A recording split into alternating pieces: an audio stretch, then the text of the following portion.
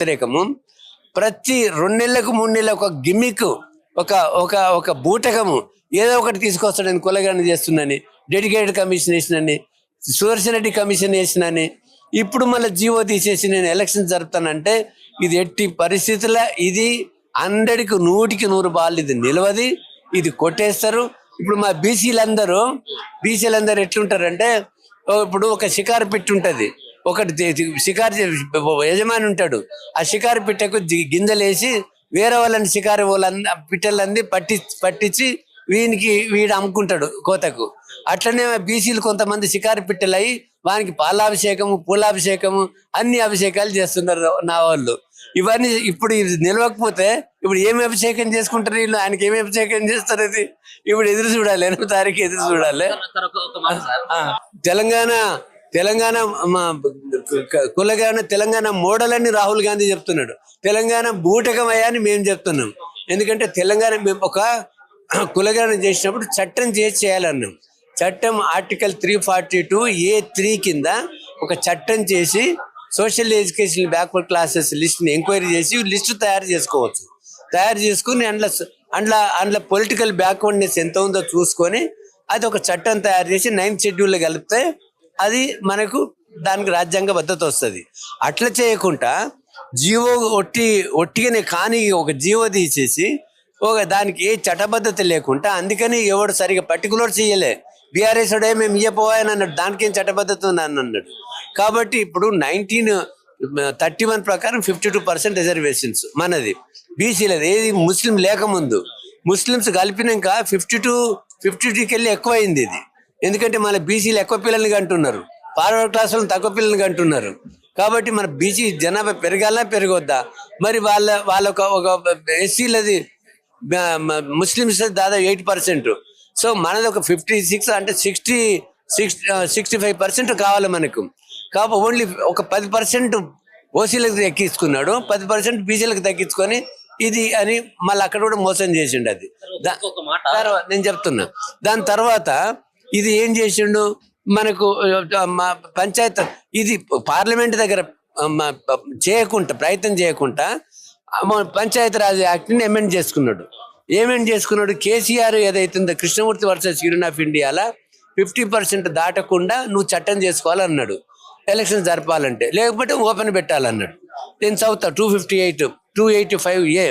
In pursuant to the judgments of the Supreme Court of India, the upper ceiling limit of 50% vertical reservations in favor of SC, ST, OBC should not be breached in the context of local self-government, and accordingly, notwithstanding anything contained so and so, the reservations in favor of caste, scheduled tribes and backward classes, the seats and offices to be reserved to backward classes so determined, duly keeping in view అంటే 50% దాటకుండా చట్టం చేసిండు కేసీఆర్. ఏది 2018లో చేసిండు. ఇప్పుడు ఏం చేసిండు ఈయన, మళ్ళీ దీన్ని అమెండ్ చేసి ఆ 50% క్యాప్ తీసేస్తే ఎవరికైనా పిచ్చోనికైనా అర్థమవుతుంది. 50% కంటే ముందు ఉన్నది కొట్టేసింది. 50% క్యాప్ తీసేస్తే దీని అర్థమైంది 50%కు మించొచ్చానా? తప్పది, వీళ్ళ అర్థం తప్పది. 50% 80% మించడానికి వీల్లేదు, 9th షెడ్యూల్లో కలిపితే తప్ప. కాబట్టి ఒక పిచ్చి యాక్ట్ని వీళ్ళు మొన్న 2 నెలల కింద ఒక యాక్ట్, ఒక ఆర్డినెన్స్ పంపించింది, గవర్నర్కి పంపించింది, అసెంబ్లీలో పంపిస్తే గవర్నర్ అది పెండింగ్ పెట్టుకున్నాడు. నువ్వు ఆల్రెడీ 9th షెడ్యూల్ కలపడానికి ఒక యాక్ట్ చేసినావు, మళ్ళీ ఇది ఒకటి కలుపుతున్నావు ఏందని ఇది పెండింగ్ పెట్టుకుని ఇది కూడా రిఫర్ చేసిండు అక్కడ. అదైనాక యాక్ట్ లేదు, ఏం లేదు. ఇప్పుడు ఆయన ఏది సాటర్డే సండే హాలిడేస్ వస్తాయి, కోర్టులు కండ్లు మూసుకుంటాయి, కోర్టులకు శక్తి లేదు. మేము ఎట్లయినా ఒకరోజు 9th, అది కూడా లక్కీ నెంబర్ 9 ఎంచుకొని ఆయన ఒక జీవో తీసి దానికి ఎంతనే ఎలక్షన్ నోటిఫికేషన్ ఇస్తే ఎలక్షన్ నోటిఫికేషన్ ఎవడు కొట్టేయడని ఆయనకు పెద్ద సలహాదారులు ఆయనకు ఇస్తే ఆయన 9 జీవో ఇచ్చిండేది. ఈ జీవో కూడా ఎంత తప్పుల తడక అంటే, ఫస్ట్ ఒక డెడికేటెడ్ కమిషన్ని కులగణన చేసిన తర్వాత పొలిటికల్ బ్యాక్వర్డ్నెస్ ఉందా లేదా తెలుసుకోవాలి. కులగణన కాకముందే ఓ డెడికేటెడ్ కమిషన్ వేసిండు ఆయన, ఊసా వెంకటేశ్వర్ని. తర్వాత కులగణన చేసిండు. కులగణన చేసి మళ్ళీ దీని మీద ఒక సుదర్శన్ రెడ్డి ఒక ఎక్స్పర్ట్ కమిటీని వేసిండు. అదేదో పెద్ద చిక్కుముడి ఆయన ఇచ్చినట్టు, ఆయన వైస్ ప్రెసిడెంట్కి టికెట్ ఇచ్చిండు ఆయన. అది తర్వాత అది ఇచ్చినాక పోనీ అది ఇది ఇది ఎంత తప్పుల తడక ఈ కులగారని అంటే, ఇది పోనీ ఇది చేసిండు, డెడికేటెడ్ కమిషన్ ఇచ్చింది. ఈ దీని ప్రకారము ఈయన ఏమన్నాడు, 42% ఓబీసీలకు, అంటే 67% రిజర్వేషన్స్ అవుతుంది, అంటే 50% దాడుతుంది, 17% పెరుగుతుంది.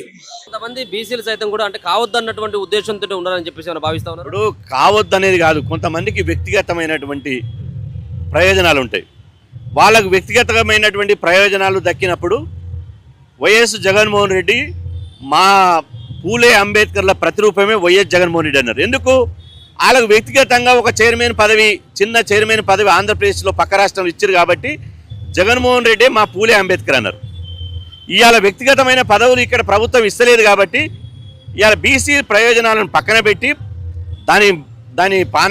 దాన్ని ఎక్కడైనా కలవని, గంగల కలవని, ఎక్కడైనా కలవని, నాకు పదవి ఇవ్వలేదు కదా, నాకు పదవి ఇవ్వలేదు కాబట్టి నేను నా యొక్క స్టేటస్ను, నా యొక్క గతం యొక్క కార్డును ఉపయోగించి నేను ఏది చెప్పినా సమాజం నమ్ముతుందని స్థితిలో ఉన్నారు. ఇవాళ 100% వాళ్ళు కలలు కన్నటువంటి నడవదు. ఎందుకంటే 100% మీరు చూడబోతున్నారు, ఏదైతే అది హైకోర్టు తీర్పు ఎట్లనన్నా ఉండని, ఏమని ఉండని, మీరు నేను ఛాలెంజ్ చేస్తున్న 42% బీసీ బిడ్డలు పోటీ చేస్తారు. మా దాంట్లో కొంతమంది బీసీలు 50%, గతంలో 52% వచ్చారు, 52% నుంచి 42% జీవో ఇచ్చిందంటే ఇది తగ్గింపే. ఎంత వేకుగా మాట్లాడితే ఎట్లా? ఇప్పుడు మీరు రాజకీయ ప్రయోజనాల కోసం కొట్లాడండి, కానీ జాతికి ప్రయోజనాలు జరిగే విషయంలో రాజకీయాలు చేయొద్దు. వాస్తవంగా ఆత్మసాక్షిగా మాట్లాడాలి. గతంలో టీఆర్ఎస్ ప్రభుత్వం ఎంపీడీసీ జడ్పీడీసీలో 23% ఇచ్చింది, సర్పంచ్లో 18% ఇచ్చింది. 23% 18% ఇస్తేనే 52% వచ్చింది. ఇప్పుడు 42% ఇస్తే రేపు 70% పోతుంది. ఇది బయట చెప్పుకోలేము. ఇప్పుడు నేను చెప్పింది అనుకో, రేపు నా వాయిస్ని కోర్టులో తర్జుమా చేసి ఇగో పలానా బీసీ సంఘాలే 70% వస్తున్నాయని చెప్తారు. అంటే నేను అందుకనే చెప్తున్నా, శత్రువు చేతిలో ఎందుకు ఆయుధాలు పెడుతున్నారు? మన మెడ నరికేటువంటి శత్రువుకు ఆయుధాలు లేకపోతే మా వాళ్ళే ఆయుధాలు ఇస్తారు. ఇగో ఈ ఆయుధం ఇస్తున్నా, మా మెడ కోసేసాయి, కత్తిలో పెట్టి నువ్వు నిలువున పొడిచేసాయి అని చెప్తున్నారు. కాబట్టి రిజర్వేషన్ ద్వారా పోటీ చేస్తారు, జనరల్ సీట్లు కూడా పోటీ చేస్తారు. మా బీసీ బిడ్డలు పీఠాల మీద పాలకులుగా అవుతారు. పాలితులు ఉన్నటువంటి బీసీలు పాలకులుగా అవుతారు. ఆ పాలకులుగా రావడం కోసమే మా ప్రయత్నం అంతా చేస్తున్నాం తప్ప ఇవాళ మా పెద్ద మనుషులు అంటారు పాలాభిషేకాలు, అదేవిధంగా క్షీరాభిషేకాలు. నా జీవితంలో